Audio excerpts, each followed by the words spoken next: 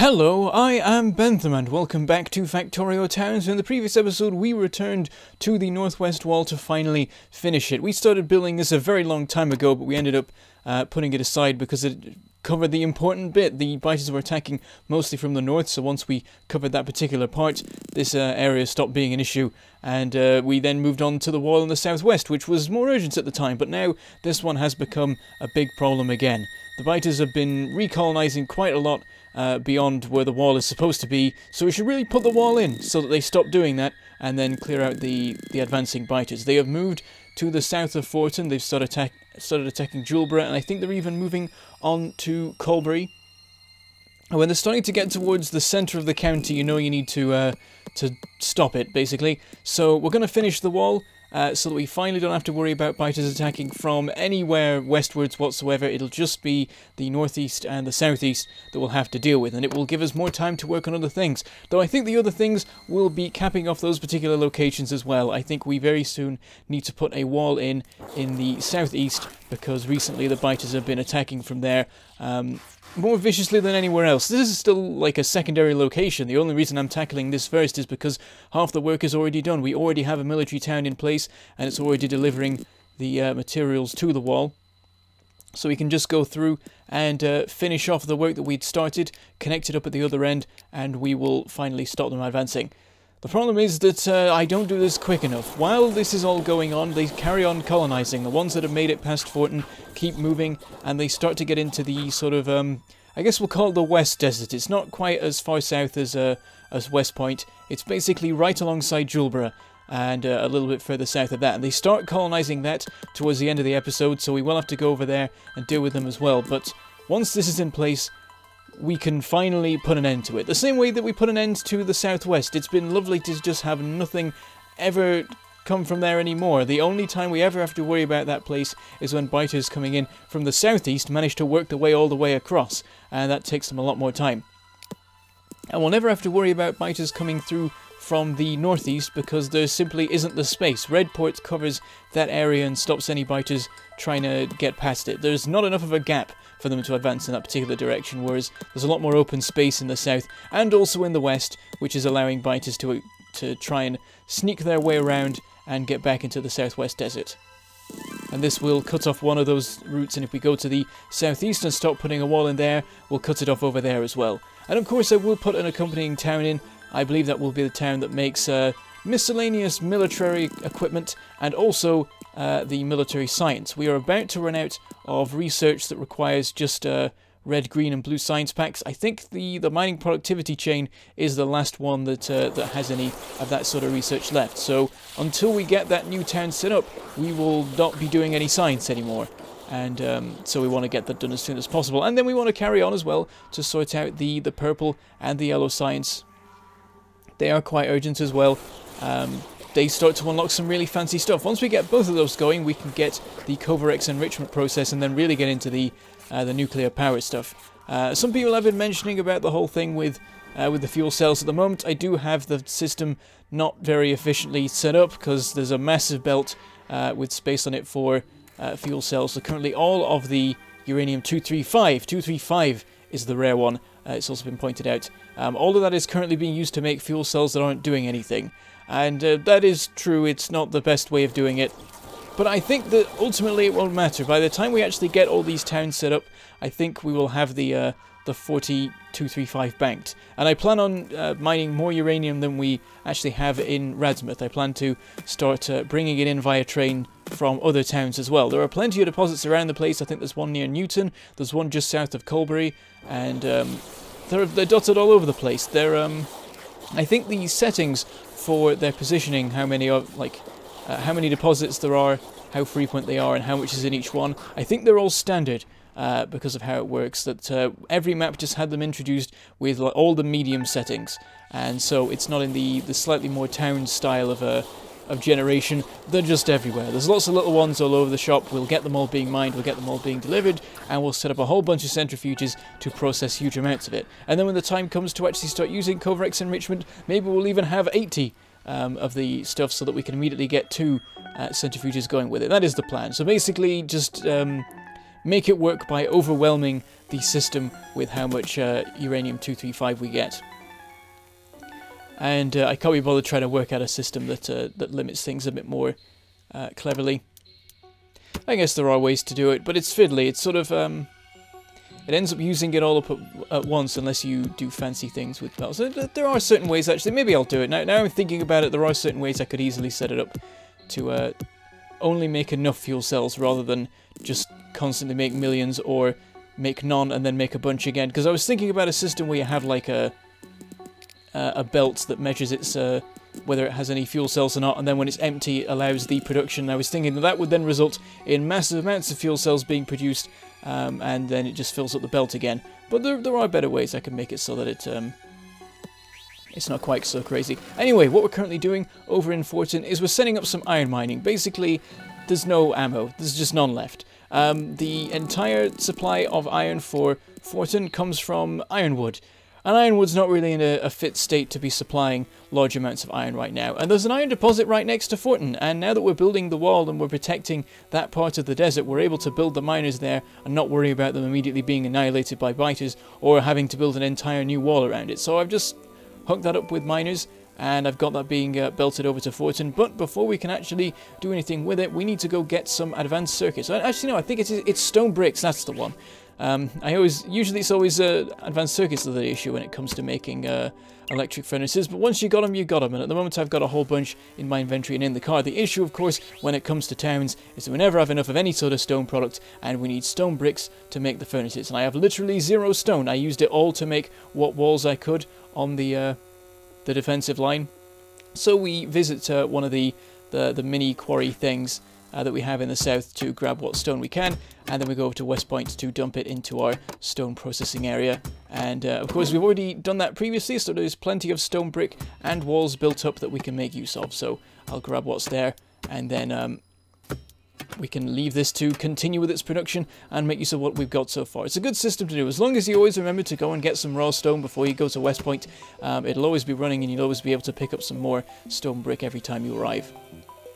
Now, just as I was leaving, I suddenly remembered that there is something I need. I'm out of ammo, and currently Forton doesn't have any. It's all running out. I think maybe there's some of the loading chests for the trains that still had some in, but I happen to be in West Point, and that has a chest full of the stuff, so I just grabbed that, because there's quite a lot of turrets that we need to do something about.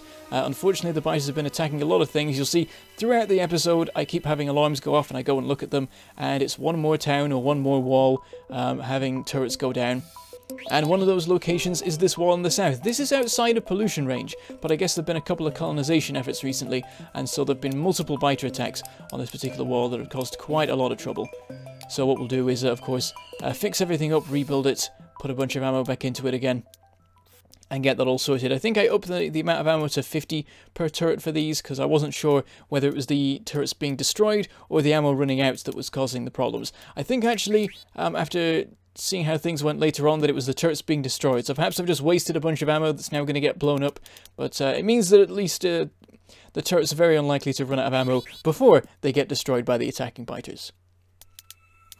So we run through, patch it all up, and leave it as we originally made it. And hopefully that should hold them for a while. It seems like it was a very sudden spate of colonization attacks that now have stopped again. Maybe it's all the biter bases had their timers tick over at the same time as something and decided to go for it, but the wall held well enough. Even though we lost some stuff, the other turrets managed to deal with the issue. Anyway, we once again go back to the stone mine, so that this time we'll be able to go straight to West Point next time we need some stone brick, because we'll already have the stone ready in the car and on my person. And also, of course, we can make use of the stone to make more rails. With me wanting to make a new town fairly soon, we will of course need some rails to lead up to that. So next we go over to Newton. That has also had some issues with being attacked. The biters really love this one particular corner of it, so I decided to go all in with the turrets and just cram them in as much as I can. I could make them too deep, but this is probably enough, I think, at this point to deal with the biters before they can start to do damage. So we'll leave that as it is. We're about to leave Newton when I happen to spot that we're having a little bit of an issue with the iron supply there. It looks like the plates aren't being produced as quickly as they could be. It does seem like all the furnaces are running at full speed, but at the same time, all the miners are running at full speed as well. So what I do is just add in some more miners, and hopefully that will fix the problem. maybe there's sort of ups and downs in the production rates and things, and so sometimes we need all the furnaces running, and sometimes it's not a problem. But we should make sure that the iron belt is always backed up, and there are always miners not running. That's always how you tell that you're not having a shortage. So we go over to the main area to grab some more supplies, as is tradition, and we are having a little bit of trouble with steel at the moment. I think we've been struggling to rebuild the supplies we used up making all the nuclear equipment, because we needed like 100 steel per centrifuge, and then another 100 steel for the reactor, and then like 20 for every single heat pipe or something. The heat pipe cost is insane. It's like if you want to go a few feet, you gotta like get the work of multiple hours of one furnace to be able to pipe the heat just a small distance. I think it's something like 20 steel and 20 copper just for a single one, rather than like a stack of 5 or anything. Anyway, we managed to do that, and we're slowly rebuilding our supplies again. You see there as I drive past Frackham that everything's on fire, which is just the standard situation for Frackham nowadays. I've stopped even checking the yellow alarms. I only check the red ones when things are actually being destroyed. And most of the yellow alarms are Frackham completely annihilating whatever biters come and attack it. It seems like the flamethrower tactic really is effective. They have a lot more range than standard turrets, and I think even laser turrets. And the only issue is that there's a bit of a delay between them firing the fire and it actually landing and starting to damage the biters. But the good thing is that no matter how big an attack is, the fire will be there when it's there, and then everything will be annihilated. So it's good for dealing with like really large-scale attacks. As soon as the first biters arrive, they will set the ground ablaze, and then all future biters will have to deal with that fire. And so the bigger the attacks, the better flamethrower turrets are for it. And right now, Frackham is receiving the biggest attacks, though I think Forgedale is a close second. The problem for Forgedale is more it's being attacked from every direction at once. The north, south, and east walls are all under attack, because Forgedale sticks out into biter territory a little bit more than anything else, and so the biters are just attacking it from every direction they can. And so we have to go all the way around the perimeter of Forgedale, resupplying the turrets, and now I'm trying to put 50 ammo in each one. It's becoming quite an issue to keep them all supplied. I keep running out of ammo again, but we just about managed to get the turrets in Forgedale sorted. I have a quick run through of all the miners that are there, see what ones have run out. Seems like Forgedale's doing okay in the grand scheme of things. There's quite a few that run out, but they were all the ones on the edge and at the back of the lines, so they were running non-stop, and there wasn't that much for them to mine from. The central ones will last for a very, very long time, especially with me having the miners very spaced out. Next on the list, we got a lot of stops to go through today. Unfortunately, I did have to dedicate this entire episode to dealing with the biters one way or another, so we've gone up to Ironwood next, a place I'd never visit. It's a very sort of forgettable town. I keep forgetting it exists until it gets attacked, really. Though I did remember it this time because there was an issue with the iron supply for Forton. This, like, Ironwood only supplies, I think, Forton and Frackham and nowhere else. And Frackham takes barely any iron whatsoever. It just needs a small amount, I think, to make, like, flamethrower canisters or something. Maybe there's something else? I feel like there's something else. Oh yeah, it's also used for sulfuric acid and batteries. But we don't make huge amounts of those, and so Ironwood has enough to deal with that, but it does not have anywhere near enough to keep Forton supplied. And so, as well as fixing the issue over in Forton by actually setting up some iron mining and iron smelting over there, we are going to upgrade Ironwood a little bit. And also, it has started to get attacked recently. For the first time in a very, very long time, pretty much since its creation, it is actually starting to worry about biter attacks. The hope was that by its very nature, Ironwood would always be on good terms with the biters, because I don't cut down the trees. I leave them all where they are and only remove them if absolutely necessary to build what I'm trying to build. And so they absorb all the pollution. And so Ironwood basically doesn't produce any pollution that it doesn't also clear out. Unfortunately, what with the recent increases in production rates, thanks to my upgrading of Frackham, it's had a knock-on effect for the rest of the county. All of the towns are running a lot quicker than before, and so a lot more pollution is being generated, and it is boiling over on all sides, but particularly on this side. Redport is just behind Ironwood, and Frackham is just behind that, and they are producing a lot right now, and it is just washing over Ironwood and completely annihilating Ironwood's ability to absorb pollution. I mean, it's not stopping it. It's absorbing as much pollution as it ever has done, maybe even more than before, just because there is more to absorb. But it's like Ironwood's not enough to deal with it, and so the biters beyond Ironwood are getting a load of pollution, they're getting angry, and they're attacking the nearest town, and it's happening even now. I went out and dealt with one of them, but all that happened was the pollution spread a little bit further, and more bases got affected by it. There's about half a dozen at the north of the North Lake that are now just about in range. And if I remove them, the pollution will just keep going and get to the next bases. So, I'm not sure what to do. I mean, obviously, if I keep going out destroying more bases, it will eventually stop being a problem, but it's a huge amount of work. And also there's a lot of forest out there that I'll end up accidentally burning down, I think, if I try that. I mean, I could switch to other methods of taking out the bases, but what I'd rather do is set up a wall there. That is the plan. Set up a wall on all 4 sides, and then we'll deal with the biters in that way. It'll make things a lot easier. It'll give me a lot more time. After the effect that West Point had the West Point wall had on how much time I had to work on things, it's clear that that is the way to go everywhere else. Because, you know, like, after I put that wall up, things went really well for a while. I just had time to do everything. It helps that it was also the town that gave me my power suits, so that I could a lot more easily deal with the biters, but for a long time I was able to focus on town building again. But the biters have decided that cannot continue. There's a lot more behemoths than there used to be, and they're what's making... I mean, they're the ultimate problem here. Previously, the defensive walls on all the towns were able to deal with the attacking biters. Now that we actually have behemoths, like, in large numbers to deal with, the towns aren't enough anymore. They're, like, whenever a behemoth spitter turns up, it's able to do some damage before it goes down. And so, bit by bit, the towns are being worn down. Speaking of biter attacks, we had an attack on our little mining operation here. I was hoping that we could get away with not having it defended for the moment, but unfortunately the biters are still able to get in the current state. We haven't quite finished the wall, and a new base snuck in from like through the gap in the south and set up shop ready to go and attack the Forton iron mine. So we'll go out and deal with that quickly, but more will come. We've got to finish the wall for that to be to stop being a problem. But before we do that, I want to finish the work I'm doing over here with the copper mining.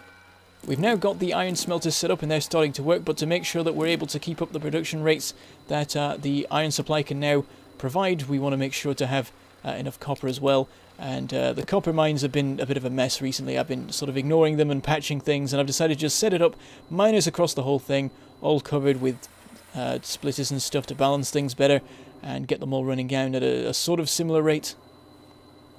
Basically clear out everything but that one double wide stretch of miners there to make things a little bit neater. Anyway, it looks like 4 furnaces is a definite improvement, but I decide that 8 is much better. It will mean that we can keep all of the steel smelters running, because at the moment we could only keep half of them running at best. Now we can keep all of them running with what we have from here, and then what comes in from ironwood on top of that will be enough extra to completely build up the supply, I should think. And now the ammo production is going a lot better, and it's making its way down the belt and filling up all the turrets once again, because there were a lot of turrets that just didn't have any ammo. Basically, I stopped making the wall because, well, partly it was because I ran out of wall pieces, but also because the turrets I was building weren't actually getting any materials. The ammo was just not getting that far down because there just wasn't enough being made. And I suspect that overall our production rate for ammo was less than how much we're consuming in general, just in terms of dealing with biters at this stage. And that's something you always got to keep an eye on. You'll suddenly find yourself not hoarding, the opposite of hoarding, raiding like stores of ammo to keep everything running. And at that point you should start panicking and saving up more ammo production. Anyway, I did go visit Southbridge earlier today, but I sort of forgot half of what I was doing. I sorted out some of the defences and I think the miners, or maybe that was last episode actually, but either way, I didn't sort out everything, and the biters have caused some serious trouble in the south east part of the defences there, and we'll have to go there as a matter of urgency because they've caused quite a lot of damage there. They've destroyed all the turrets on that corner, and they're starting to advance forward, and I think they're very close to just having free reign over the walls there, and then being able to breach the walls and then start doing damage to the miners inside before the turrets can take them down, which is of course not good. So we'll deal with that pretty soon, but we want to finish this wall first, get it done, get it up and running, and then we will be good. And I've started making use of a blueprint to position the turrets. I've done that before. I've literally done the exact same thing before, of having a blueprint with the turret spaced properly, and then I just run along and place that down. But for some reason with towns, I just forgot that I could do that until someone reminded me in the comments. So that has sped that process up nicely and stopped me worrying about things being space wrong. But anyway, we had another attack on the iron mines. There was one more base to deal with, and so I run through and get that sorted quickly. Unfortunately, some new ones have popped up just to the south of my current location. They've made it around this lake here, and so I'll have to deal with those at the start of the next episode before they start attacking Jewelborough and colonizing even more. And also I've discovered this little land bridge here that we'll have to sort out. Unfortunately, I'm out of walls, so I actually have to use some gates to fill in the gap there, but that should do for now. And that's all we have time for today. So I say goodbye, thank you for watching, and I shall see you next time.